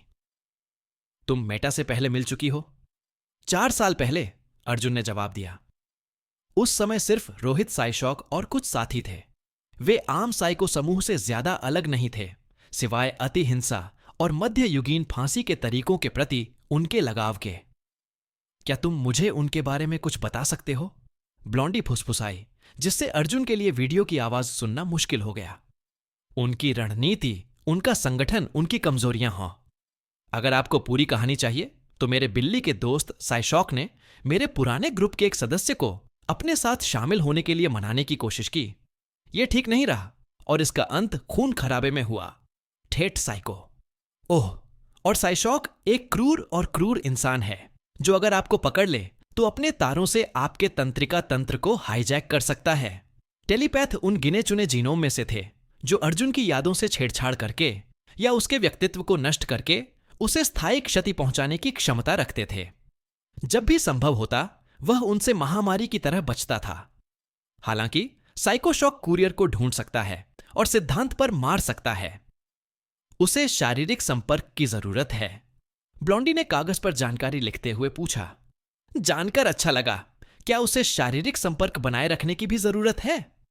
हां, लेकिन पीड़ित के लिए यह कनेक्शन बहुत दर्दनाक होता है। अर्जुन ने सोफे पर पैर रखते हुए जितना हो सके उतनी जगह लेते हुए समझाया। तो मेरे बिल्ली के दोस्त, क्या तुम म्यूटेंट चूहों के शिकार की योजना बना रहे हो? काश, वह बड़बड़ाया। उसकी नजरें वीडियो पर घूम गईं। मैंने कुलदीप से पूछा कि क्या मैं प्रोलीग के सदस्यों के गश्ती दल का पीछा कर सकता हूं, और इसके बजाय मुझे उनकी नई फिल्म में मेहमान कलाकार बनना चाहिए। उसने कहा कि इससे मैदान में होने वाली किसी भी गतिविधि से बेहतर तरीके से मेरा परिचय लोगों से होगा। तुम्हें कब से मुसीबत खड़ी करने के लिए इजाजत चाहिए? अर्जुन ने हंसते हुए पूछा। अगर तुम अपनी हिंसक इच्छाओं को कानूनी तौर पर दबा नहीं सकते और उसके लिए प्रशंसा नहीं पा सकते, तो हीरो बनने का क्या फायदा? ऐसा लग रहा था कि यह उसे मनोरंजक लग रहा है। अरे, वैसे मैंने अपना परिचय नहीं दिया। अर्जुन ने हाथ मिलाया। मैं रॉय हूं, मैं अमर हूं, लेकिन किसी को बताना मत। नान, उसने जवाब दिया। मैं चीजों को छूकर उड़ा सकता हूं। ओ माफिया लड़का, हाथ मिलाना अब सख्ती में बदल गया। तुम्हें कैसे पता? वह फुसफुसाया। क्या तुम जासूस हो? कुलदीप ने तुम्हें बताया? साले, मुझे तो कभी सुनना ही नहीं चाहिए था। अरे! वीडियो रुक गया और सब गुस्से से दोनों को देखने लगे। अर्जुन तो बेपरवाह रहा, लेकिन एटॉमिक कैट थोड़ा चिढ़ गया। नई दोस्ती शुरू करने के लिए शर्मिंदगी से बढ़कर कुछ नहीं। सूट और टाई पहने एक मार्केटिंग आदमी ने दोनों की तरफ देखा, जिससे अजीब सी खामोशी छा गई। उसने पूछा, क्या आपको उस कंपनी में दिलचस्पी नहीं है जहां आप अगले 5 साल तक काम करेंगे? उसके पीछे अयान राव का चेहरा जम गया था। मुझे दिलचस्पी है सर, एटॉमिक कैट ने झूठ बोला। ऐसा दोबारा नहीं होगा सर। बिल्कुल नहीं, अर्जुन ने स्पष्ट रूप से उत्तर दिया। लेकिन कृपया जारी रखें, हम अवैतनिक प्रशिक्षुओं की तरह शांत और कर्तव्यनिष्ठ रहेंगे। मार्केटिंग वाले ने कुरियर वाले को घूरा, बाकी रंगरूटों ने भी उसकी नकल की। यह फिर से किंडरगार्टन जैसा ही था। अगर तुमने फिर कभी ऐसी बात कही टाइम लॉर्ड, तो मैं तुम्हें बिना कुछ कहे विनम्रता से कमरे से बाहर जाने को कहूंगा। नया नाम शारीरिक रूप से कष्टदायक था। रुको, वे जल्दी जा सकते हैं। जब मार्केटिंग वाले को कोई जवाब नहीं मिला, तो उसने वीडियो फिर से चालू कर दिया। एटॉमिक कैट ने सबकी दिलचस्पी कम होने का इंतजार किया, फिर अर्जुन के कान में फुसफुसाया। अगर तूने जवाब नहीं दिया तो मैं तुझे उड़ा दूंगा। अगर मैं अनजाने में तेरा हाथ छोड़ दूं तो भी यही होगा। क्या तुम कोई राज रख सकती हो? अर्जुन ने इधर उधर देखा, मानो उन पर जासूसी हो रही हो, और फिर नान के कान के पास फुसफुसाकर कहा, मैं भविष्य से वापस आया हूं। मैंने एक डेलोरियन कार इस्तेमाल की थी। तुम्हारे संदर्भ तो बहुत पुराने हो चुके हैं, एटॉमिक कैट ने जवाब दिया। उसकी पकड़ और मजबूत हो गई और कुरियर वाले को अपनी त्वचा में जलन महसूस हुई। तुम्हें क्या पता कि हम इतने करीब हैं कि हम किस कर सकें? अर्जुन ने जवाब दिया। उसका खाली हाथ हथियार पकड़ने के लिए आगे बढ़ा। कि तुम्हारे माता पिता सुमित कैपोस हैं, कि तुम किशोरावस्था में विद्रोह के चलते दूसरी टीम में शामिल हो गए, और कि तुम्हें बच्चे पैदा करने के बारे में दोबारा सोचना चाहिए। एटॉमिक कैट ने नीचे देखा और देखा कि उसके मर्दाना अंगों के बहुत पास एक चाकू छिपा हुआ था। शुक्र है किसी ने ध्यान नहीं दिया। उनकी नजरें स्क्रीन पर टिकी थीं। मेरी शक्ति तेज होगी, उसने जवाब दिया, और मैं बिल्लियों की नसबंदी करने में बहुत अच्छा हूं किट्टी। कम से कम जासूस तो ज्यादा चालाक होता। एटॉमिक कैट ने मुखौटे के पीछे से आंखें मूते हुए सोचा। तो तुम्हें नहीं पता कि मेरे माता पिता कौन हैं? उनकी असली पहचान क्या है? कुरियर ने अपने कंधे उचकाए। एटॉमिक कैट ने अन्य रंगरूटों की ओर देखा और तभी बोला। जब उसे यकीन हो गया कि उन्होंने नहीं सुना है, उसकी आवाज इतनी धीमी थी कि कुरियर मुश्किल से उसे सुन पा रहा था। वे मंगल और शुक्र हैं। अर्जुन चौंक कर बोला, तुम कामदेव हो, लेकिन पंख और धनुष कहां हैं? एटॉमिक कैट ने एक छोटा सा विराम लिया। पौराणिक देवताओं के नाम पर नहीं बेवकूफ, उसने आखिरकार अर्जुन का हाथ छोड़ते हुए कहा। देवताओं के नाम पर अपना नाम रखना किसी तरह के अभिजात्य अहंकार की बात है। मानो तुम आम इंसानों से ऊपर खड़े हो, चूहों और इंसानों की तरह। मैंने सुना है कि एक जीनोम था जिसने एक बार लिटिल जीसस नाम का उपयोग करने की कोशिश की थी। कुरियर ने चाकू को अपनी आस्तीन में वापस रखते हुए जवाब दिया। वह लंबे समय तक नहीं टिक सका। वीर ने उसे जिंदा भून दिया। एटॉमिक कैट ने थोड़ा शांत होते हुए जवाब दिया। तुम सुमित नहीं हो? नहीं, वरना तुम डीएनए स्कैन का जोखिम नहीं उठाते। वे लोग मुझे वापस आने के लिए कई बार भेज रहे हैं। और तुमने इसे पहले ही क्यों छोड़ दिया? अर्जुन ने पैर क्रॉस करके और वीडियो में दिलचस्पी दिखाते हुए पूछा। जब मार्केटिंग वाले ने उसकी तरफ देखा। अब उसमें राव को डायनामिक्स द्वारा प्रायोजित एक स्कूल के सामने बच्चों के साथ दिखाया गया था। बेचारे बच्चे कैमरे पर मुस्कुराने के लिए संघर्ष कर रहे थे।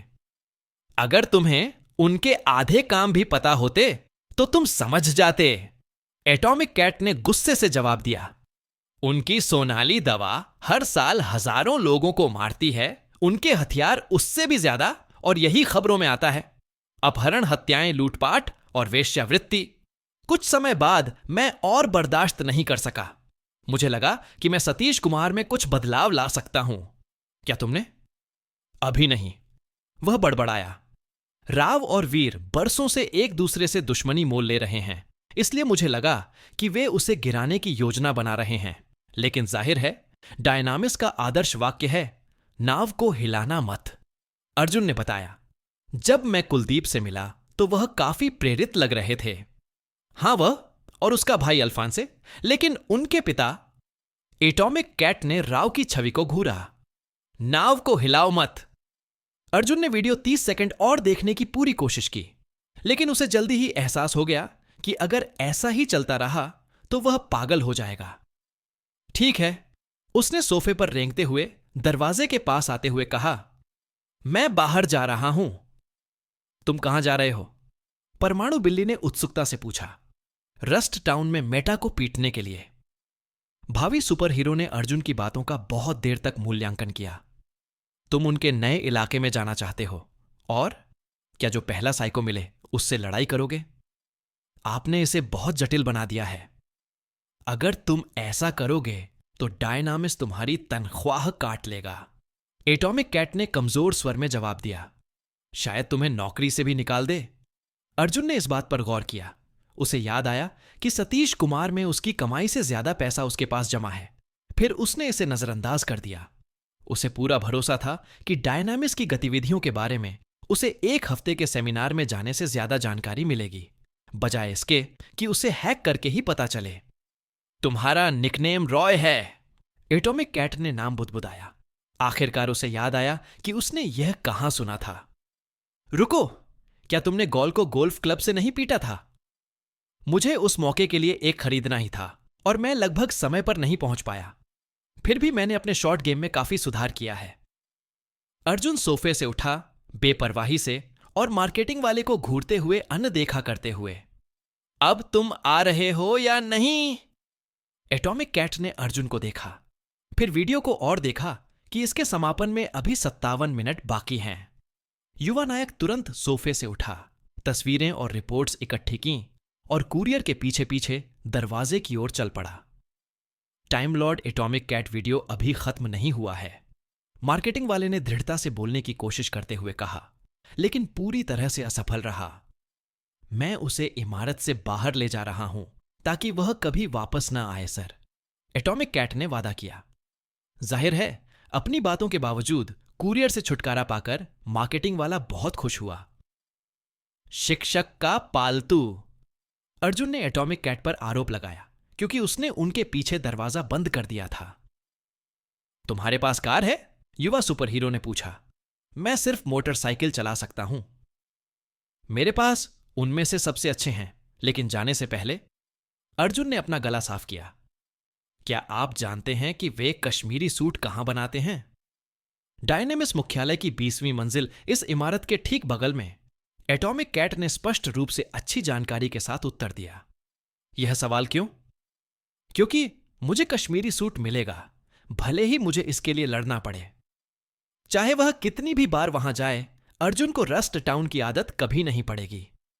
पूरी जगह दुख और निराशा से भरी हुई थी।